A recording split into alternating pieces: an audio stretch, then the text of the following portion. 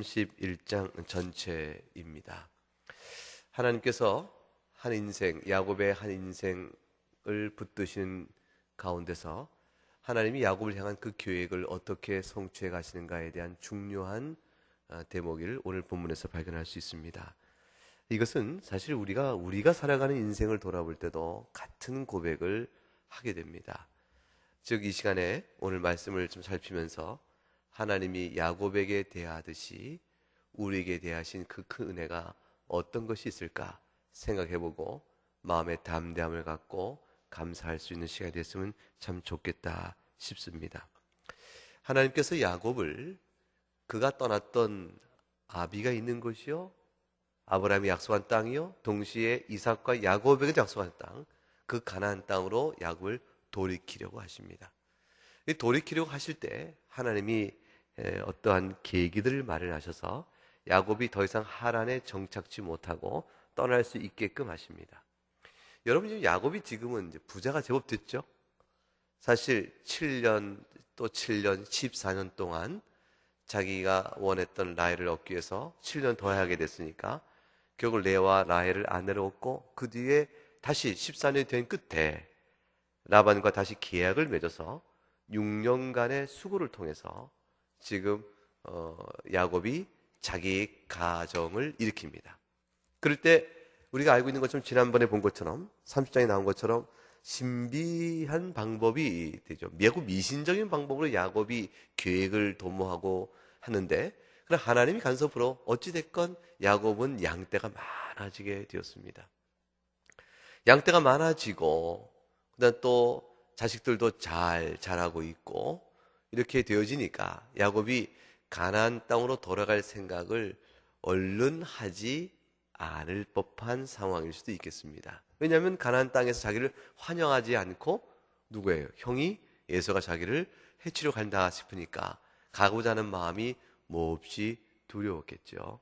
그리고 하란에서 어쨌건 안정적인 삶을 취한다면 그냥 여기가 좋사오니 할 수 있을지도 모르겠습니다. 근데 야곱이 어떤 마음으로 계속 있는지는 성경은 정확히 되어 있지 않지만, 그러나 하나님이 야곱을 때가 되며 돌이키려고 하실 때 야곱에게 환경적인 시련을 주기 시작하십니다. 첫 번째는 1절에 나와 있는 대로 라반의 아들들의 불평과 원망을 듣게 됩니다. 야곱이 우리 아버지 소유를 다 빼앗고 우리 아버지 소유를 말려 모든 재물을 모았다 라는 자기들끼리 하는 말을 듣는 순간에 야곱이 가슴이 철렁합니다. 이건 예사로운 일이 아니죠. 저들이 그렇게 생각하는 이상 자기가 힘들어 모았던 모든 재물을 그들이 빼앗고자 하는 마음으로 어려움을 당하게 할 것은 두려움이 쓰게 될 것입니다. 이제는 더 이상 있기 어려운 상황이 오겠구나. 근데 그 다음에 보니까 라반의 안색이 바뀌었어요. 2절에 보니까 자기 라반의 아들들이 하는 말이 아들들만의 얘기가 아니요. 자기가 뭐냐면 이종 사촌이죠. 이종 사촌들 간의 생각만이 아니고 가만히 보니까 외삼촌의 안색이 옛것 같지 않습니다. 그 순간에 결국은 야곱이 더 이상 그 하란에 정착할 수 없는 환경에 시련이 오고 있음을 딱 직감을 하게 되어집니다. 결국 하나님께서 야곱을 옮기시기 위해서 환경을 사용하고 계신 것을 볼 수 있게 되어져요. 세 번째는 하나님께서 직접 야곱에게 명하십니다. 야곱에게 명하여 3절에 나와 있죠. 여호와께서 야곱에게 이르시되 네 조상 땅 네 조상에 돌아가라. 내가 너와 함께 있으랴 하시니라. 하나님께 직접 명령을 주십니다. 그러니까 즉 야곱이 하란을 떠날 때가 됐다는 것은 두 가지는 환경적인 모습이요, 사인이요, 또 하나는 직접 하나님이 명령을 주심으로 분명한 사인을 보여줬어요. 그렇게 하심으로 인해서 야곱은 비록 가나안 땅 돌아가는 길이 먼 길이요, 그곳에서 형인 에서가 자기를 어떻게 대할지 불안한 감과 두려움이 있겠지만, 그러나 하란에 머물지 못하고 떠나야 될 상황임을 순종하지 않을 수가 없는 상황이 되어집니다. 그 두려워할 법한 야곱에게 하나님이 3절 말씀에 덧붙이는 말씀이 있어요. 하나님 명령을 주실 때는 항상 덧붙이는 말씀, 내가 너와 함께 있으리라. 하나님이 동행의 약속을 주십니다. 하나님이 과연 그런 약속을 하신 것이 공수표가 아니고 정말로 하나님의 약속대로 함께 하셨나, 그 증거들이 오늘 읽었던 31장에 여러 개가 나타납니다. 하나님이 어떻게 하셨나? 첫째, 증거 1.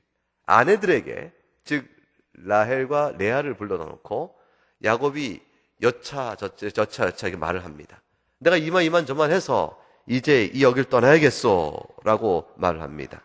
그때 첫 번째 하나는 하나님이 나에게 명령하셨어. 하나님이 내게 명령하셔서 내가 떠나야겠어.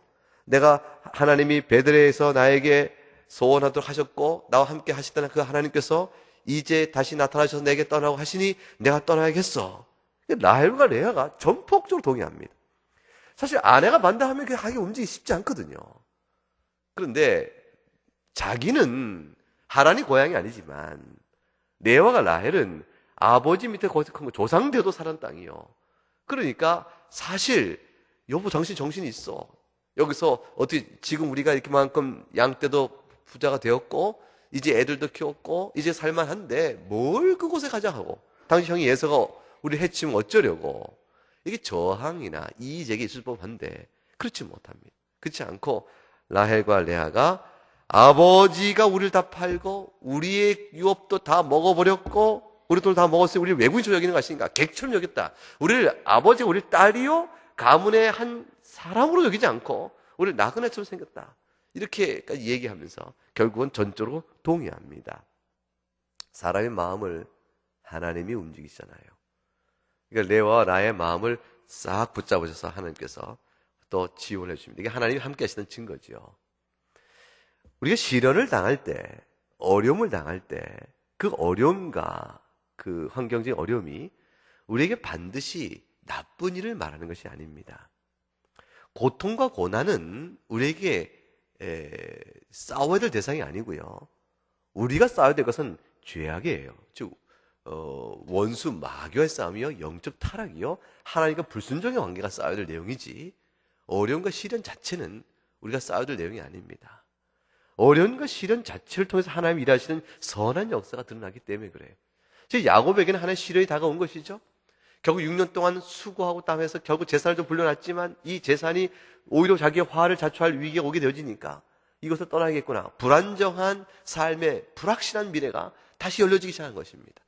이 야곱에게 그게 썩 좋은 모습이 아니죠. 그러나 하나님이 함께 있다고 말씀하시고 떠나라고 말씀하시고 지원을 해주셨는데 과연 첫 번째 증거가 레아와 라헬이 전폭적인 자기 지지합니다. 떠납시다. 함께 지지해 줍니다. 두 번째 증거가 있어요.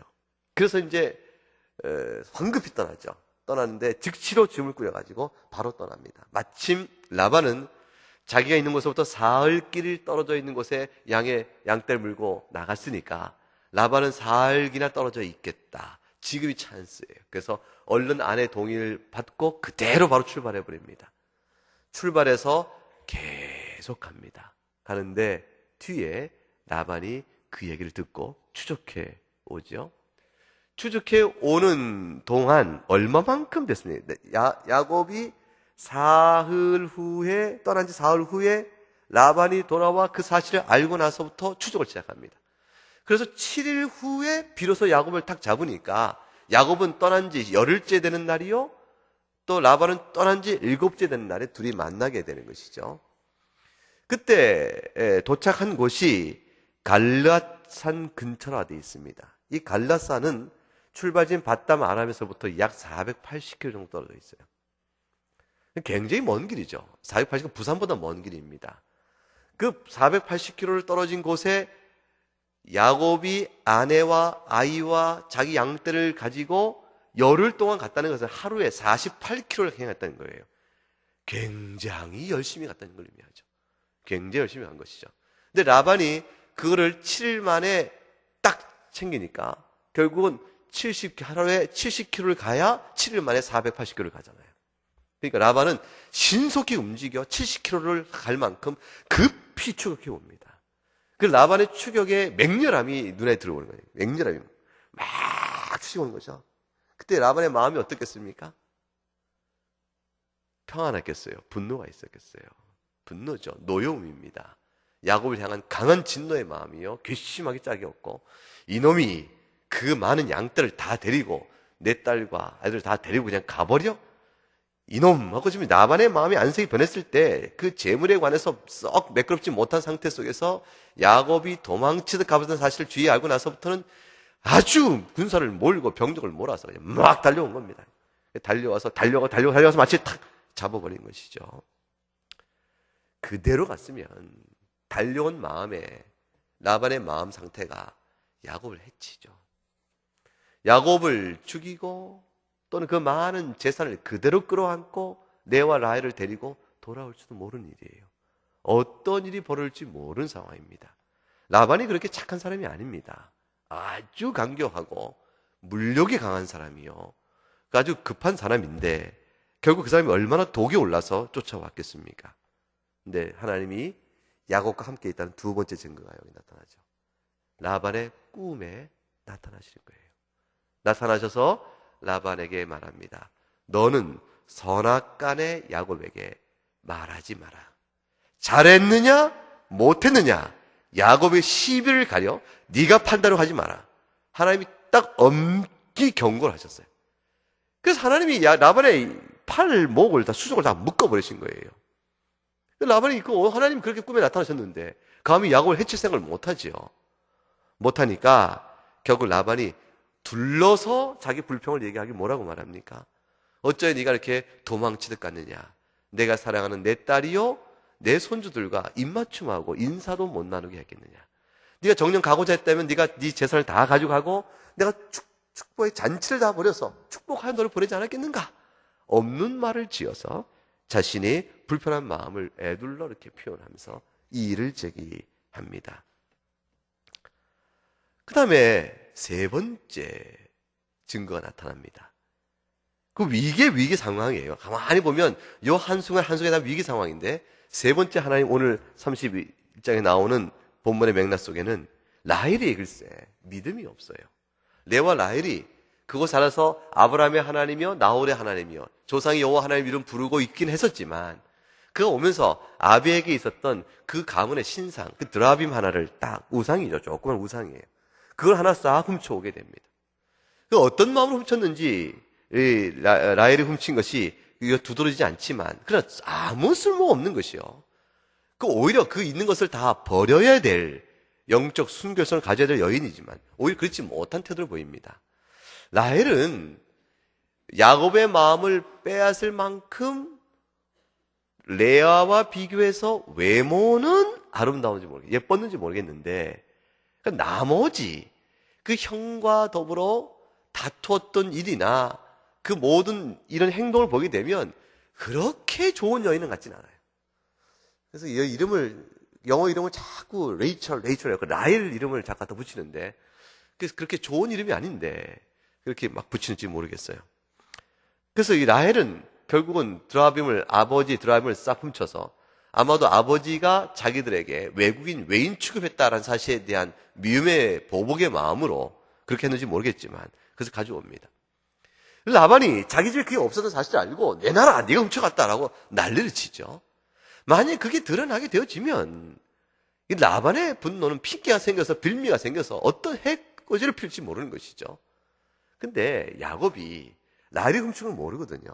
모르니까 큰 소리를 칩니다. 찾아보시오. 내가 외삼촌에 단 하나라도 가져간 것이 있으면 내가 갚겠소. 찾아보라 큰 소리를 칩니다. 그런데 라반이 막 찾죠. 근데 못 찾습니다. 라헬이 어떻게 해서 그래요?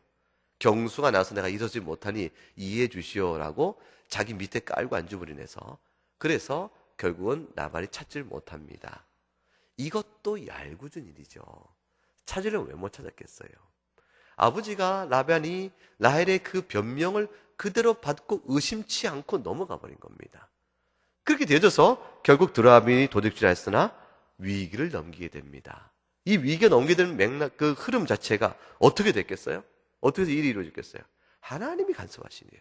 라반이 미쳐 그거를 일어서라 라헬아 혹시 너 그 밑에 안장 밑에 낙타 안장 밑에 내가 좀 봐야겠다 라는 생각을 막으신 것이죠. 그리고 라헬의 그 핑계를 받아들이게 하신 것이에요. 다 찾아서 그걸 못 보고도 다 찾다는 마음을 들게 하신 것이에요. 하나님이 결국은 라헬의 그 실수요 좋지 못한 것이죠.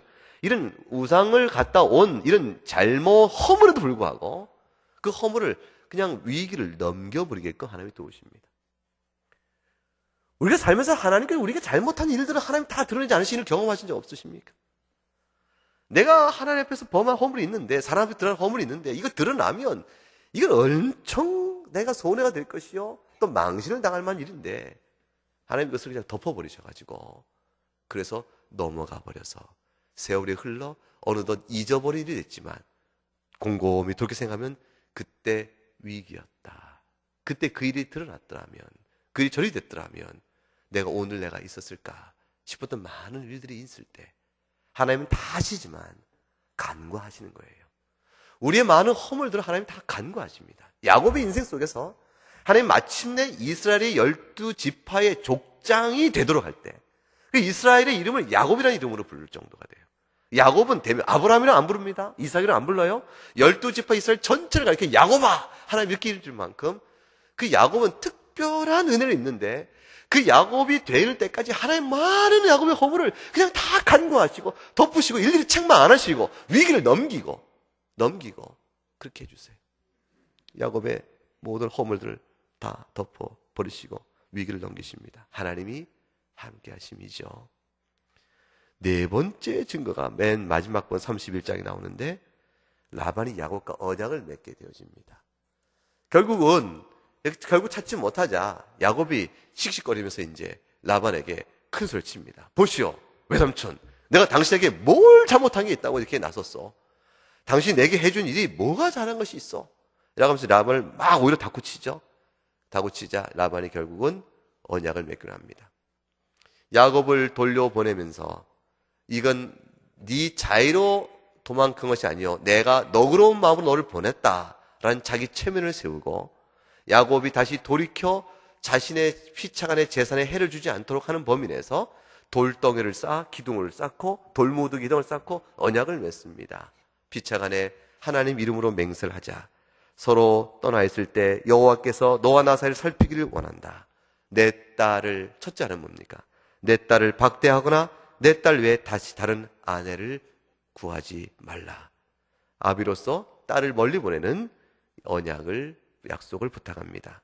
또 하나는 피차간의 경계석을 세워서 이걸 넘어서 서로 해야 하는 일이 없도록 하자. 이렇게 언약을 맺습니다. 결국은 하나님의 간섭으로 인해서 야곱의 모든 출발부터 거기에 오는 과정 속에서 하나하나의 위기들을 다 넘겨도우시면서 뜻밖의 그를 향한 진노의 마음이요, 급한 노함으로 막 추적해온 라반이 돌아갈 때는 하나도 손에 쥐지 못한 채 오히려 야곱을 축복하며 빈손으로 돌아가게 만드십니다. 그리고 야곱은 넉넉하게 모든 재산과 아내를 거느리고 자기 가나안 땅으로 돌아가게 하시는 것이죠. 이 모든 일을 통해서 하나님은 야곱에게 무엇을 가르치실까요? 오늘 본문을 읽는 우리들로 하여금 무엇을 말해줍니까? 우리 삶도 똑같다는 것이에요. 우리 인생도 똑같다는 것이죠. 우리가 하나같이 정직하며 순전하여 누리고 있는 것이 아니요, 우리의 허물과 과실과 모든 일 가운데서 하나님이 허물을 감추시며 우리를 하나하나 붙들고 이끌어 오신 것이라. 살아온 인생의 구비마다 우리의 많은 실수와 연약함이 있지만 그때마다 하나님이 도우신 손길로 우리는 알듯 어떨 때는 모르는 채 넘어온 많은 세월들이 있었던 사실을 성도는 돌이켜보면 아는 것이라는 것이죠. 야곱이 고백을 합니다. 7절과 9절에 보면은 야곱이 자기 아내들에게 말을 해요. 내가 떠나야겠다 말을 할 때 이렇게 말하죠. 그대들의 아버지가 나를 속여 품삯을 10번이나 변경하였다. 10번이나 변경하였다. 뭔가 좀 될성 싶으면 규칙을 바꿔버리고, 점 있는 것이 많이 늘어나면 점 있는 것은 말고, 아롱지로 늘어나면 그거 말고, 계속 어떤 규칙을 바꿨지만 그때마다 하나님 7절에 하나님이 그를 막으사 나를 해치지 못하게 하셨으며, 그리고 9절 말씀이 뭐라고 말합니까? 하나님이 그들의 아버지의 가축을 빼앗아 내게 주셨더라. 그들의 아버지가 내 몫을 강탈하려는 것을 막고 내 몫을 내가 가질 수 있도록 하나님이 내게 주셨느니라. 전적인 하나님의 은혜임을 고백합니다. 38절과 42절에 가도 역시 이렇게 라반에게 야곱이 큰 소리 치면서 이렇게 얘기하죠.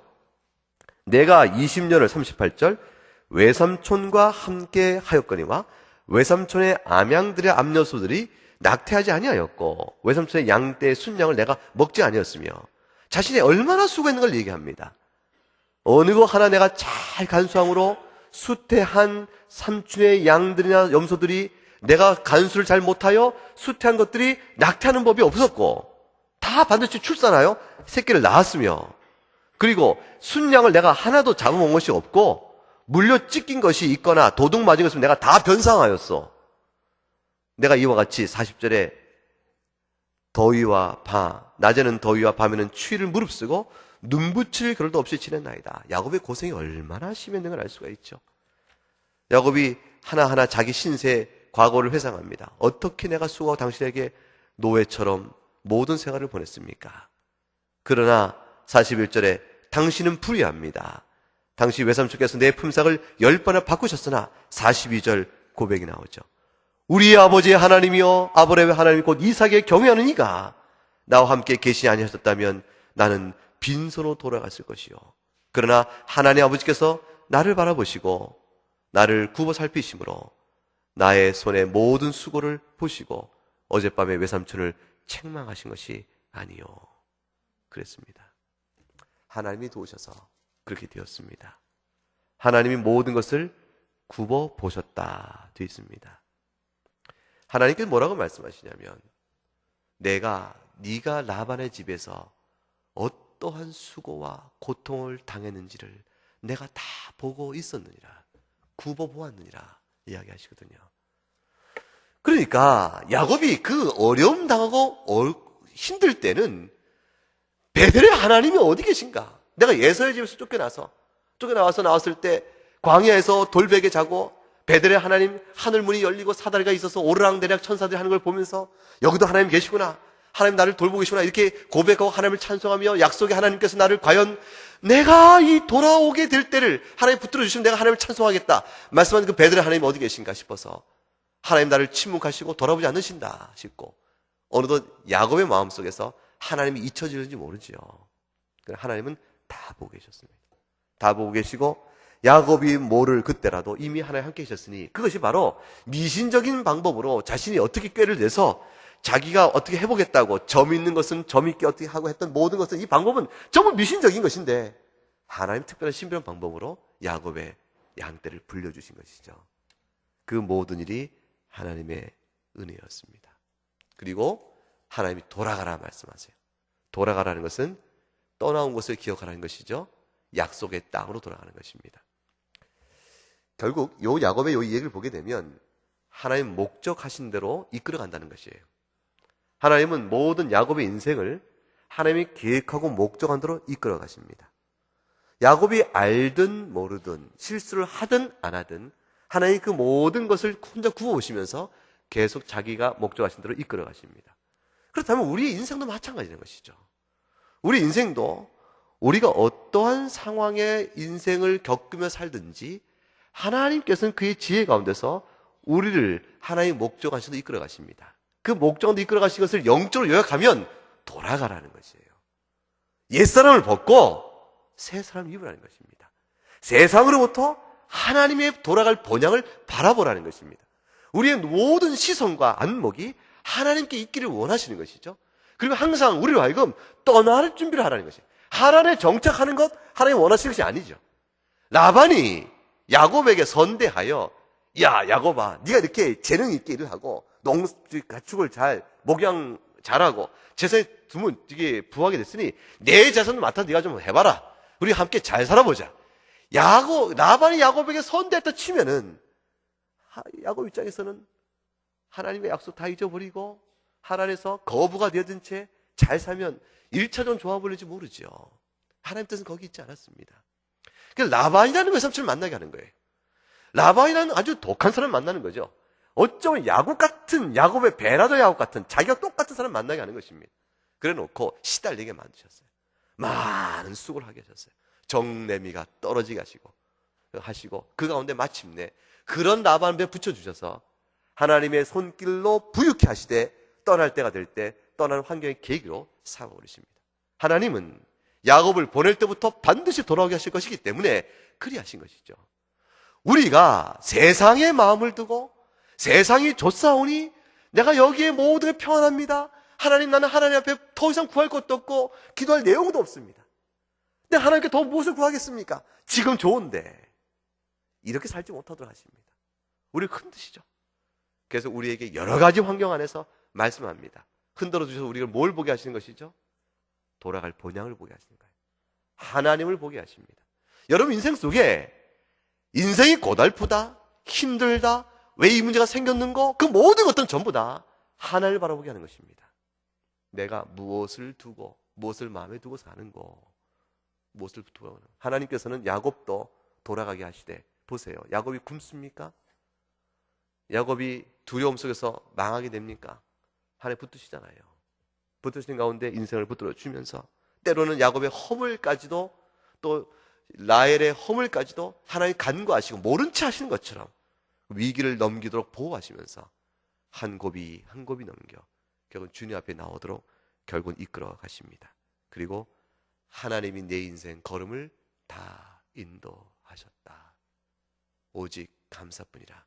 나는 주 앞에서 허물 없는 자가 아니요 많은 죄 가운데 있는 자였으나 주께서 나를 돌이켜 주시니 내가 그 은혜로 내가 살았다.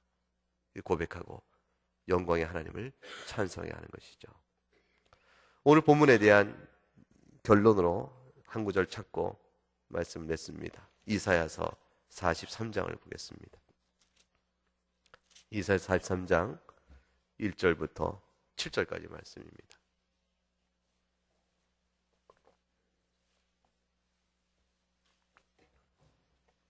1절부터 7절까지 말씀 한 절씩 나누어 읽고 끝절은 같이 읽겠습니다. 1019쪽 어간에 있습니다. 야곱아, 너를 창조하신 여호와께서 지금 말씀하시느니라. 이스라엘아, 너를 지으신 이가 말씀하시느니라. 너는 두려워하지 말라. 내가 너를 구속하였고 내가 너를 지명하여 불렀나니 너는 내 것이라.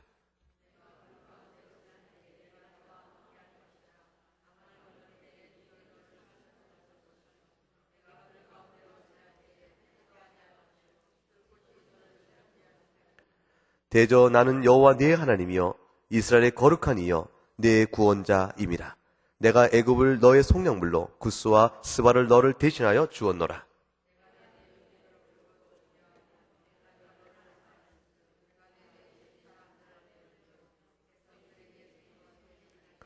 두려워하지 말라. 내가 너와 함께하여 네 자손을 동쪽에서부터 오게 하며 서쪽에서부터 너를 모을 것이며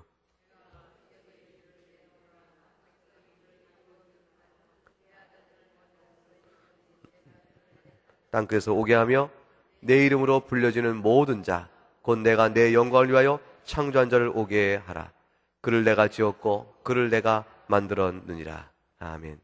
하나님께서 야곱아 불렀을 때, 이스라엘 불렀을 때, 이것은 예수 그리스도의 은혜로 말미암아 부르심 받은 모든 택한 자를 말합니다. 하나님이 그 택한 백성 불러 모으십니다. 야곱이라 이끌고 불러 모으시고 이스라엘이라 불러 이끌으시고 말씀하기를 내가 너를 창조하시며 내가 너를 지으셨다. 이 세상 만물을 지키는 영원전에 택하여 주신, 그리스도 안에 택하신 하나님, 그 은혜를 우리한테 이루실 때 내가 너의 아버지요 내가 너의 창조자, 두려워하지 말라. 내가 너를 구속하였고 내가 너를 지명하여 이름 불러 하나하나 불러서 내 것으로 삼았으니 너는 두려워하지 말라. 네가 물 가운데로 지나갈 때라도 내가 너와 함께 할 것이요 강 건너갈 때 물이 너를 침몰하지 못할 것이고 불 가운데 지날 때도 타지 않을 것이요 결코 너를 사르지 못할 것이라. 내가 너의 하나님이다. 이 은혜의 약속을 야곱에게 보셨고 그 후에 모든 이스라엘 백성은 남은 자들이요 하나님 택한 백성들의 인생 속에 믿음 생활 속에 다 보인 것이요 오늘날까지 이 사랑의 하나님은 우리의 인생 가운데 마찬가지 은혜의 말씀을 불러내십니다. 오늘 우리가 예수 그리스도 안에서 구원받은 그 백성이 됐을 때 하나님 우리에게 말씀하시죠. 내가 너를 지었느니라. 내가 너를 지명하여 불렀느니라. 그러므로 돌아오라. 나에게로 오라. 하늘의 본향을 사모하고 본향을 바라며 새 사람의 삶을 살 것을 말씀하시는 것이죠. 정령코 그리스도의 은혜로 구원받았음을 감사하면 그 마음에 담대함과 기쁨이 있길 바랍니다. 우리 자신을 보면 담대함 못 갖습니다. 환경을 봐도 우리에게 용기를 주지 않습니다. 그러나 우리가 담대함과 용기를 받는 근거는 뭡니까? 나를 지명해 불러서 그리스도 안에서 택하여 하나님 자녀 삼으신 하나님의 약속이요, 주님을 바라보는 것입니다. 그리고 그 하나님께서 내게로 오라, 내게로 오라 말씀하시죠. 그 은혜 감사하면서 주님 앞에, 주님 감사합니다.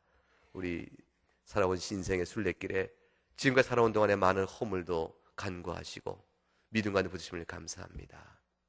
내가 주님 앞에 돌아갑니다. 본향을 돌아가도록 야곱을 이끄신 주님의 손길을 생각하면서 오늘도 하늘의 본향을 생각하고 주 앞에 돌아갑니다. 우리 함께 기도하도록 하겠습니다. 하나님 아버지 감사합니다. 주님의 놀라우신 은혜로 우리를 부르시고 또 크신 사랑 가운데서 우리를 지명하여 불러내셔서 야곱과의 약속을 기억하시고 우리를 부르신 아버지 하나님, 주님 앞으로 돌아갑니다. 세상 가운데 이끌어갑니다.